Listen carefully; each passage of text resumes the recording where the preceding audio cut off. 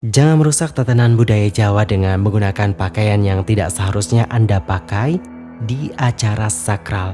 Saya mengakui sepenuhnya kesalahan saya dalam mengenakan busana wanita.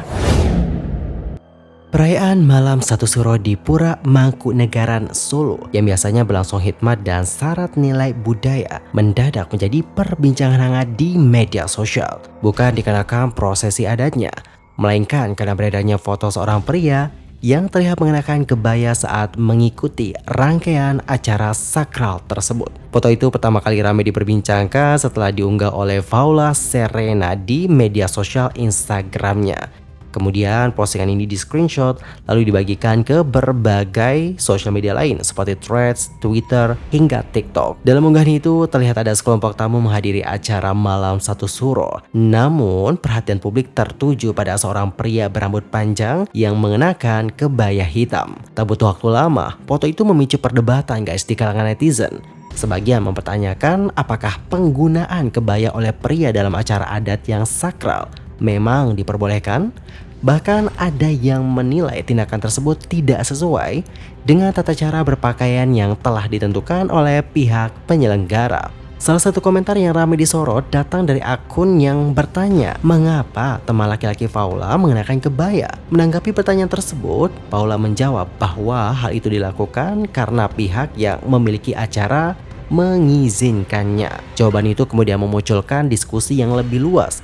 Ada yang membela dengan berpendapat bahwa pakaian tidak memiliki jenis kelamin. Namun, ada pula yang mempertanyakan apakah hal tersebut sesuai dengan aturan adat yang berlaku dalam acara sakral seperti Malam Satu Suro. Perdebatan semakin memanas nih setelah beberapa netizen menganggap penggunaan kebaya oleh pria dalam konteks acara adat Jawa sebagai tindakan yang tidak tepat. Mereka berpendapat bahwa pakaian adat memiliki fungsi, simbol, dan aturan tertentu yang perlu dihormati, terutama ketika digunakan dalam ritual budaya yang sakral.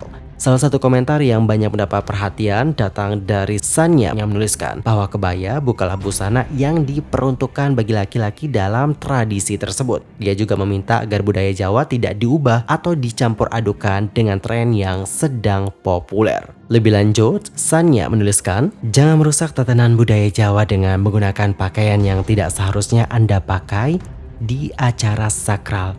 Kebaya bukan untuk laki-laki. Buat mbaknya, tolong kasih tahu temannya buat jangan FOMO dengan pakaian yang tidak seharusnya dia gunakan.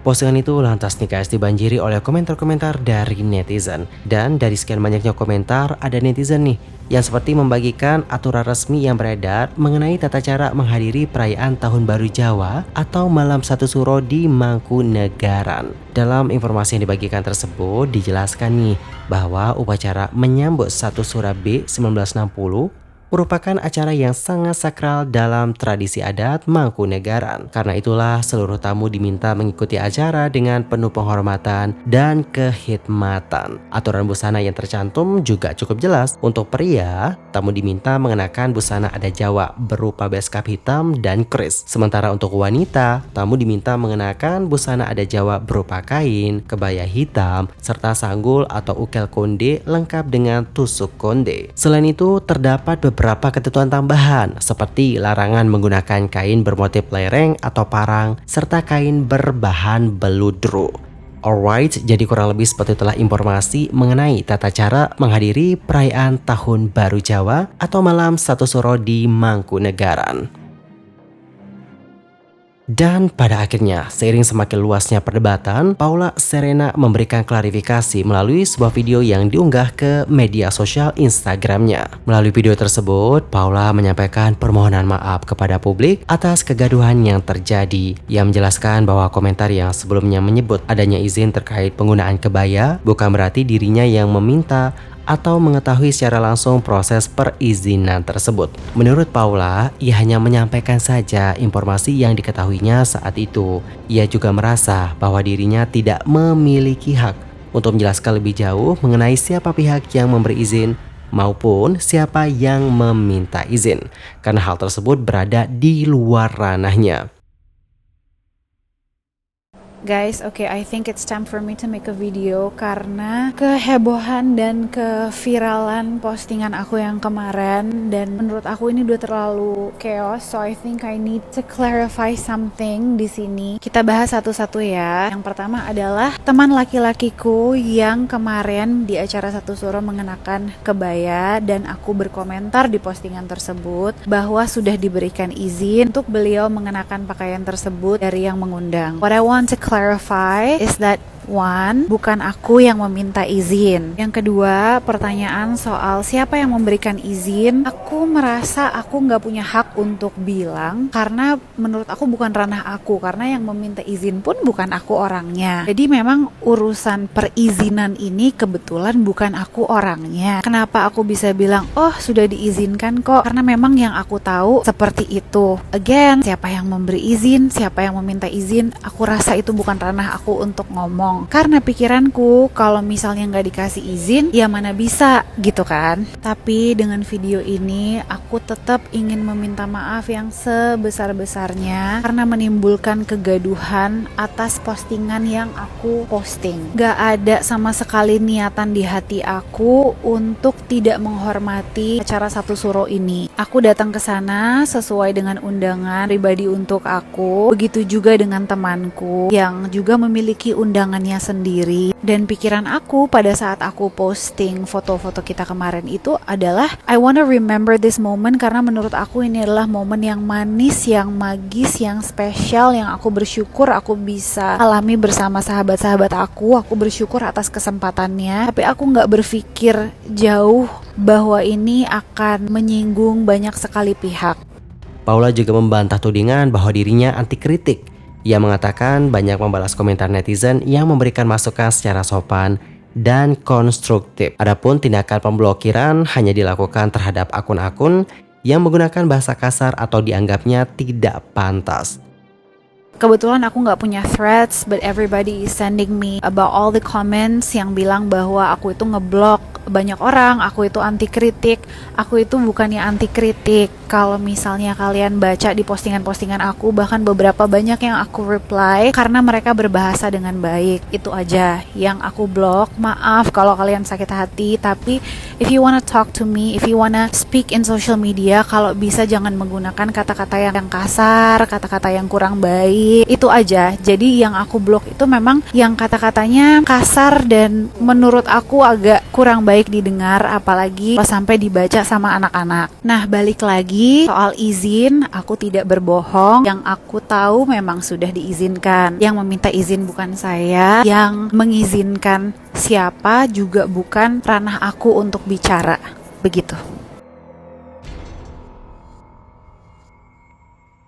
Selain Paula, pria yang mengenakan kebaya dalam foto viral tersebut juga akhirnya angkat bicara. Melalui video yang diunggah di media sosial, ia menyampaikan permohonan maaf kepada keluarga besar Mangkunegaran, masyarakat adat, serta seluruh pihak yang merasa terganggu akibat polemik yang terjadi. Ia menjelaskan bahwa keputusan mengenakan kebaya berangkat dari kecintaannya terhadap seni, budaya, dan dunia fashion. Menurutnya, tidak ada niat sedikit pun untuk merendahkan atau bahkan melecehkan adat istiadat maupun makna suci dari tradisi malam Satu Suro. Saya Rahadian Marga Saputra. Saya mengakui sepenuhnya kesalahan saya dalam mengenakan busana wanita pada acara Sakral Mangkunegaran beberapa waktu lalu. Keputusan tersebut saya ambil dengan kesadaran dan kehendakan saya sendiri. Oleh karena itu, tanggung jawab atas tindakan tersebut sepenuhnya berada pada saya. Saya menyadari tindakan saya tersebut menunjukkan bahwa kurangnya pemahaman dan penghormatan terhadap nilai, adat, dan budaya.